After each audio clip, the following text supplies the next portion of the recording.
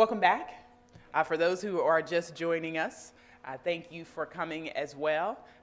We had a great day yesterday, and actually several of us who ventured out last night for dinner had a great dinner. And thank you again to Anne Marie and our Newark CPD hosts.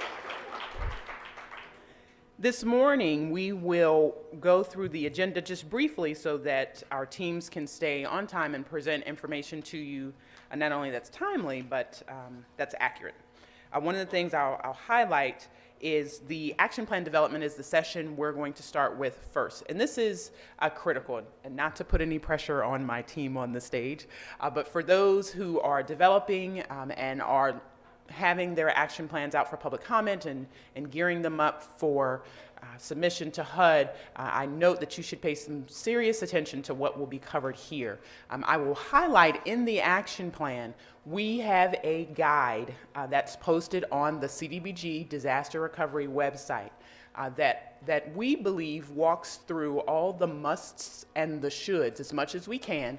It's not a substitute for reading the notice, but it's meant to guide your efforts so that you can get a clear sense of what HUD's expectations are. Pay attention to that guide. We believe it's so helpful, we posted it on our website. After the action plan development section, I will go into an opportunity for you to speak with your peers, a series of roundtables in our breakout room, which is just down the hall, so that you can sit down with other grantees, your peers, and talk about, well, what did you develop and what were some of your strategies and what were some of your pitfalls?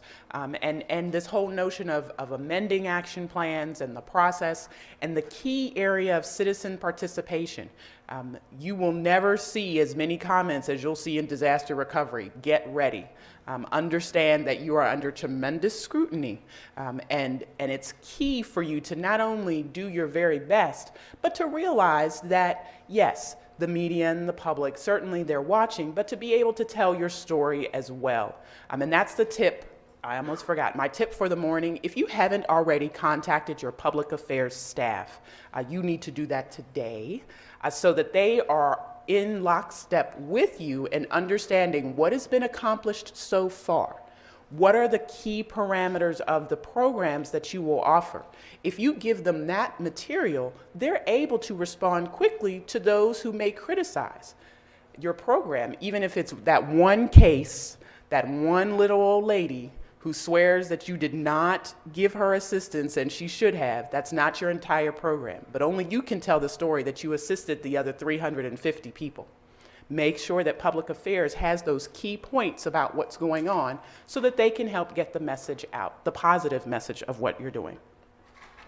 After the roundtable on action plan development and developing an action plan, we'll move into CDBG-DR, CDBG Disaster Recovery eligible activities. Not only will you see the highlights of what's similar to the annual CDBG program, but they'll also note the things that are unique to disaster recovery and those activities that tend to only come up in this context.